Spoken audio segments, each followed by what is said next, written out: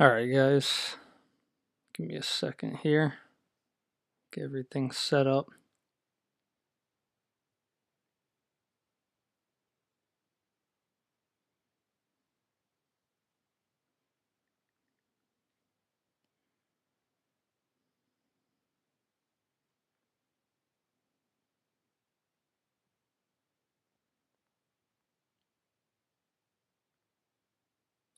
All right, guys, welcome back to Happy Trades. Today we're going to discuss what happened earlier this morning.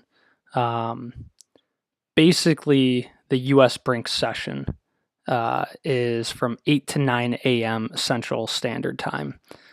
And in that move, they literally, literally initiated this move to the downside. Now, in yesterday's stream, if you're paying attention, I was talking about how price was stalling out. We kept tapping the M3 range. It's not going anywhere. I knew price was going to come back down, but I didn't know when. I was thinking possibly at the end of this week because the Asian markets are not open currently due to, was it like some spring holiday thing? And then they resume on Friday. Now, I'm not saying that because this price action happened today, it doesn't mean nothing's going to happen on Friday, even Thursday, so to speak, because there is a lot of news events, especially with the U.S., GDP and everything. But like I said, I called it. I don't want to toot my own horn, but I called it. Trend exhaustion was really high. The money flow was high, and we got a price drop. And we can easily see this trend line right here, this yellow one. We're still trending upwards. I told you I'm going to be looking to short this, especially in the liquidity charts. When you come over here, look what happened. Yesterday, we were up here, trading price all up here. And then what happened? Look at all these long liquidations that got hit. I mean, I was predicting, a 2550 to 2600 price drop, but we got pretty close. I think we got down to 2630 on Ethereum. It's still a price drop. I don't think we're going to go lower to here, but I mean, you never know. I mean, there is still these long positions that need to get liquidated. But now all these shorts have now just opened up because the market maker has initiated a move to the downside. So it's going to be really interesting, especially for tomorrow and Friday, because the way that I look at it right now, if we go back to the trend exhaustion, this will load here, we're heading down more neutral.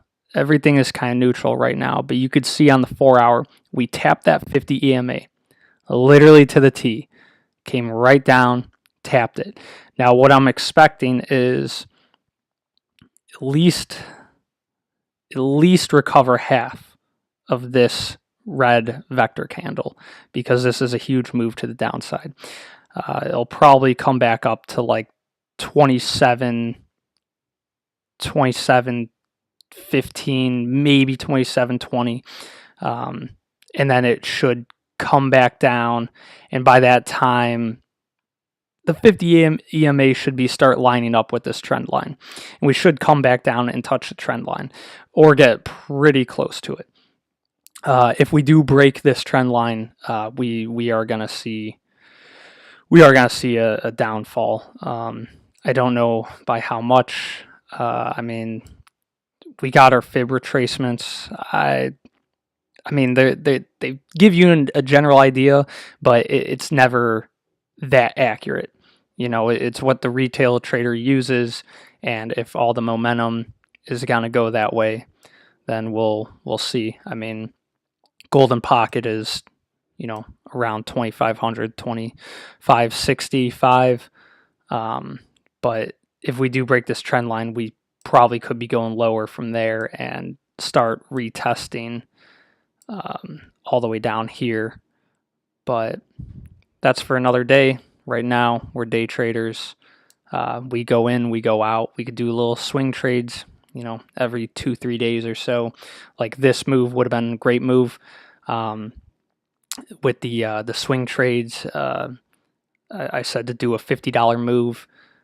So yesterday, we were trading pretty high in the 2800s, and the price came down. And if you did a $50 move, congratulations. You took some profits, you made some money, and hopefully you follow the blueprint and you have 10 shares. Especially with Ethereum, 10 shares, $50 move, that's $500 that you could be making right there off of this little swing trade. Now, if we're in a price reversal, we're in a downtrend, I would be more confident doing the $100 move and make that $1,000 profit. But because we are going up, you don't want to go against the grain too much. Otherwise, that's where you're gonna get burned. These indicators at the top right here are the EMA indicators, MACD, Stoch, RSI, all that. That's what the retail traders use. That's what they trade with. So when everything's red, they're not looking to buy. When everything's green, they're looking to buy. And what are we doing? We're looking to sell. We're going to start looking for short trades. But especially yesterday was a good day to start a short because it was stalling out at this M3 range up here. It just hit. I mean, how many 4-hour candles do you need to get up to this range and come back down? 1, 2, 3, 4, 5. About 5 4-hour candles tapping this range. And you think we're going to break through? No, it's stalling out, it's curving over, and it's going down. If you follow me on Twitter, I've been sending live updates with everything happening in the market. I can't do live streams, whenever. I only do them during the mornings because we get the brinks session in and just kind of see what they initiate and see where we can go from there. Now, hopefully tomorrow, because of the news events, hopefully tomorrow doesn't trigger too much. What I could see possibly happening is because now we've initiated the drop, we could continue with this price action into tomorrow, and nothing might happen, but we could start seeing a reversal to the upside. And if we do get up into the high range tomorrow, Friday is going to be that news catalyst where it's just going to be boom, another drop. We're just going to come back down, and we really don't want that. But that would be a perfect opportunity to take a trade. And this is on the 4-hour time frame. If we load up the 1 hour, you could see a lot of people. It's a lopsided Bart Simpson head. Anytime you get this, jagged thing happening and it's just kind of stalling out, it's gonna eventually drop like we just saw right here. And it actually did on the 1 hour tap that 200 EMA, which is good. It's holding, went a little under. It's holding that range. Obviously, you could see the yellow box. That's a brinks session. Literally dropped it to the T. So what I could see happening is we could, on the 1 hour, start trading in between the 50 EMA and the 200 and just keep bouncing. Let me pull up this right here.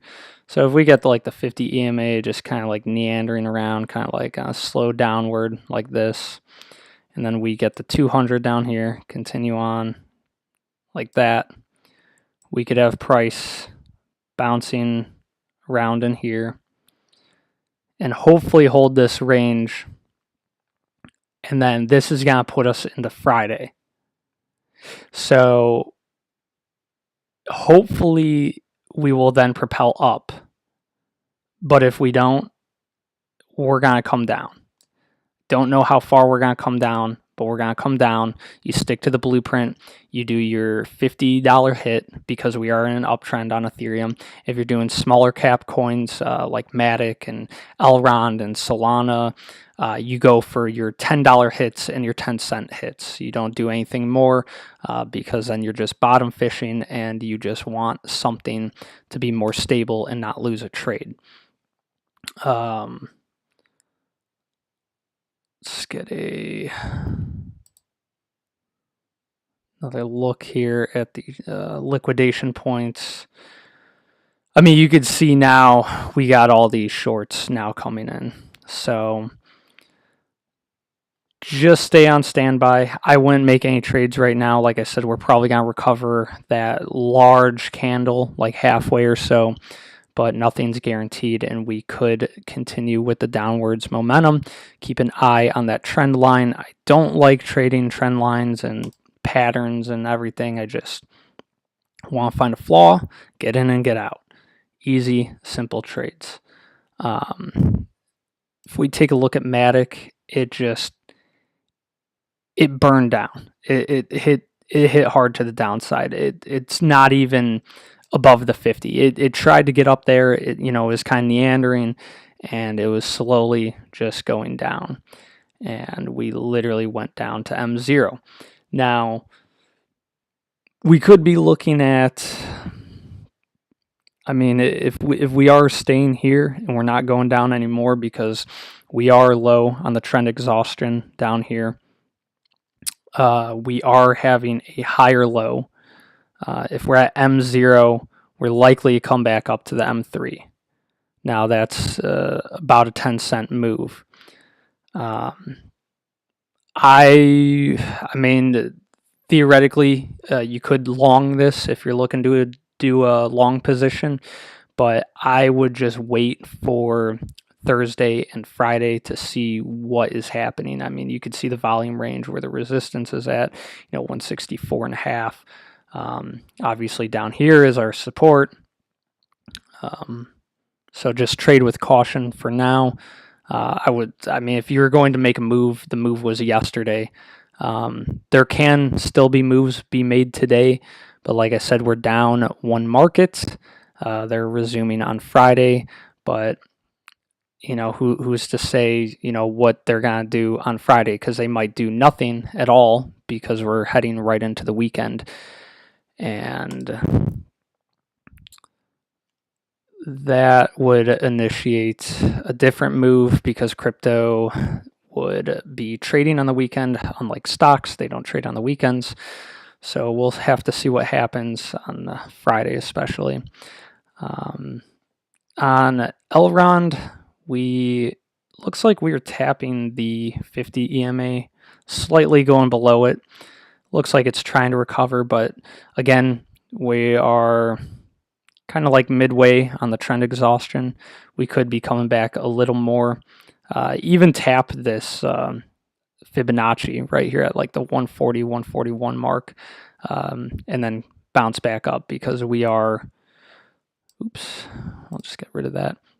We are also trending upwards, as you could see. I mean, barely, but I mean, this is kind of like looking like the situation that we just had. I feel like we could be coming back down. It's, people are going to say it's like a flag, but I'm not trading a bull flag. And, if it is a flag, it should be coming back down, back up, back down, and then break wherever.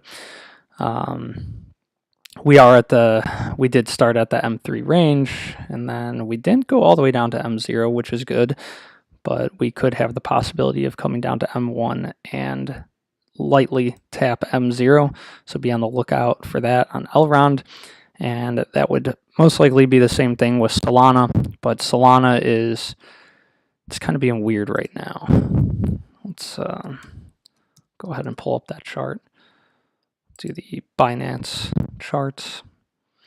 So Solana is actually not taking a hit. Yesterday I was looking at it to come down to the 102 to 105 range, and so far we've hit a low of 103.7 and a high of basically 106. So it did fall into my range. Definitely take some profits from where it was at the other day. 112, it was hitting resistance, so you could have made at least a little extra money right there.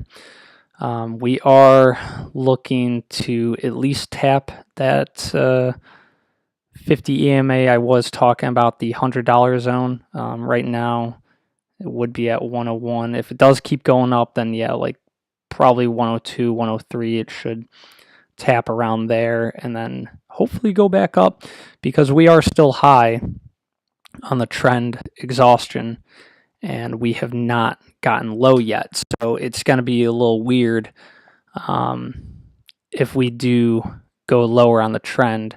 Where are we going to go? Because it looks like we're going to be breaking the 50 EMA, and that's not going to be good, because then we'll be moving down to M0, which would be around $90. That's something to keep a look at. And the money flow, it's high, well, decent. I mean, it's not peaking out, but it is still high. So we probably do have room to come down here. Watch for that tap. Be careful, because if we break, we're going M0. I don't need a fib retracement for that. I'm going to tell you exactly where it's going to go. But we are starting to get close with the squeeze on the 4 hour. Here's a 200 EMA, and we got the 50. You know, they're starting to combine together. So if we start squeezing this range, we're eventually gonna start trading within it and tapping, and then figure out where we're gonna go from there. So that's something to watch for as well. That's why I like to trade. You just find the ranges where it's gonna go and trade within them. Don't trade the breakout patterns, because sometimes they're fake outs and you could absolutely lose. I'm just going to take one more look at Ethereum, see where we're at. And,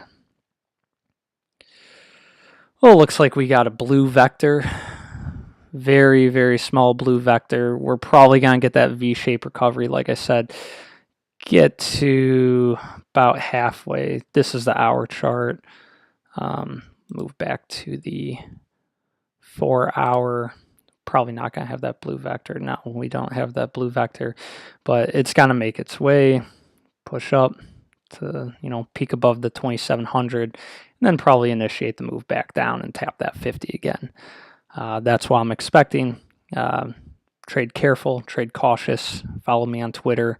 I'll give you the live updates in case we do need to make a sell order, but I do believe that's not going to be happening until tomorrow or Friday. I'm banking on Friday.